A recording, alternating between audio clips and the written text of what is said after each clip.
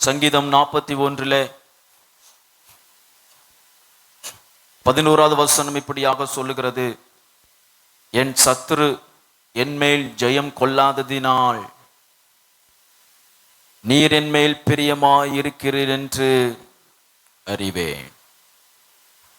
சத்துரு என்மேல் ஜெயம் கொள்ளாமல் போனதினால் அப்படின்னா சத்துருனுடைய போராட்டம் எனக்கு நேர்ந்தது.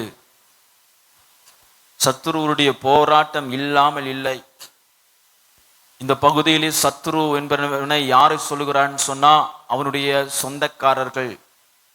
அயலான், தன்னுடைய அப்பத்தை பகிர்ந்தவன், ஒரே மேஜையில் சாப்பிட்டவன், முதுகிலை குத்தினவன், நம்பிக்கை துரோகம் பண்ணினவன், உடனிருக்கிறவன், நம் பெயரை பயன்படுத்துகிறவன்,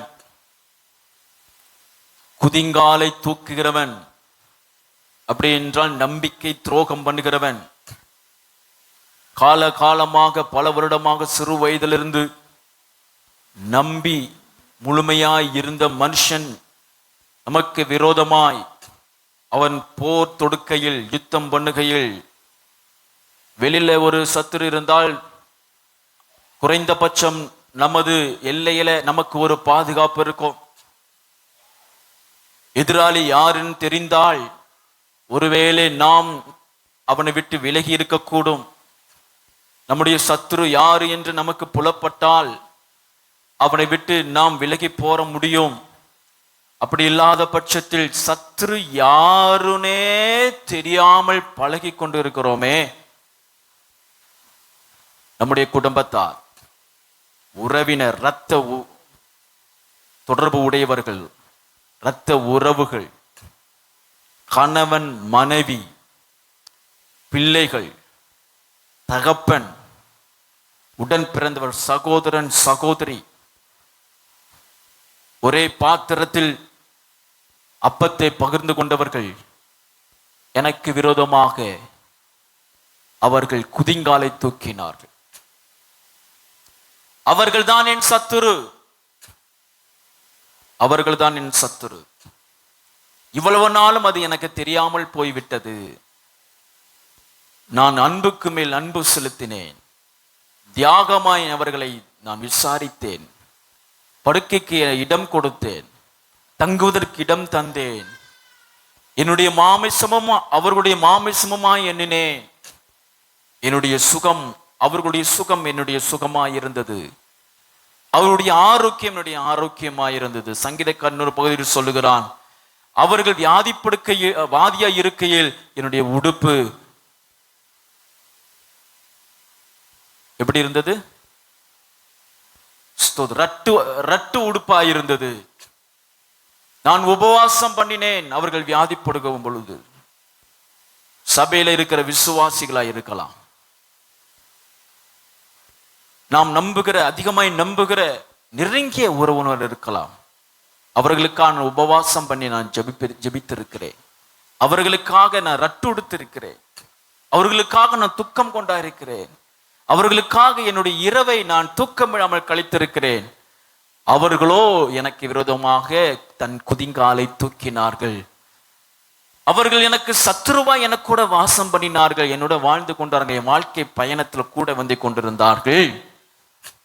ஆனாலும் 11வது வசனம், அவர்கள் என்மேல் ஜெயம் கொள்ளாததினால் நீர் என்மேல் எவ்வளவு பிரியமாயிருக்கிறேன் என்று நான் இப்பொழுது அறிவேன்.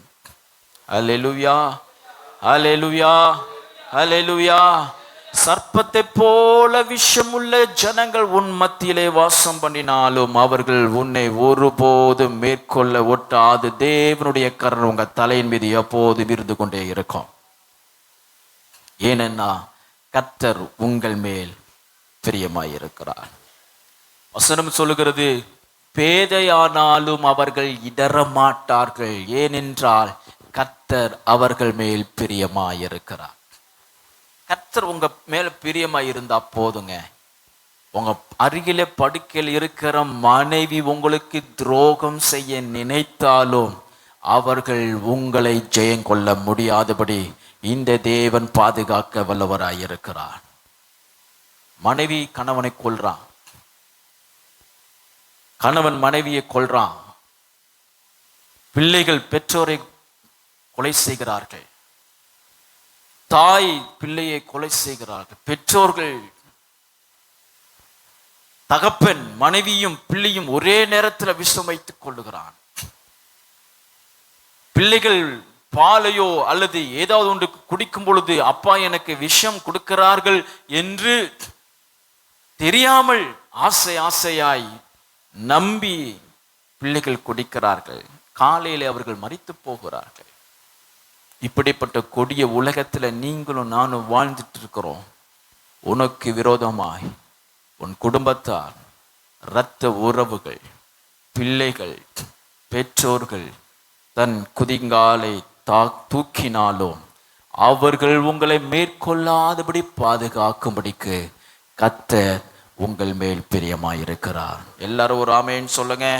ஹல்லேலூயா. கர்த்தர் நம்ம மேல் பிரியமாயிருக்கிறார். உன் குடும்பத்தின் மேல் பிரியமாயிருக்கிறார், என் மேல் பிரியமாயிருக்கிறார், என் குடும்பத்தின் மேல் பிரியமாயிருக்கிறார். அவர் நன்மை செய்வார். சத்துனுடைய கரத்திற்கு அவர் ஒருபோதும், 2வது வசனம், அவன் சத்துருக்கள் இஷ்டத்திற்கு நீர் அவனை ஒப்புக்கொடி. No one can manipulate you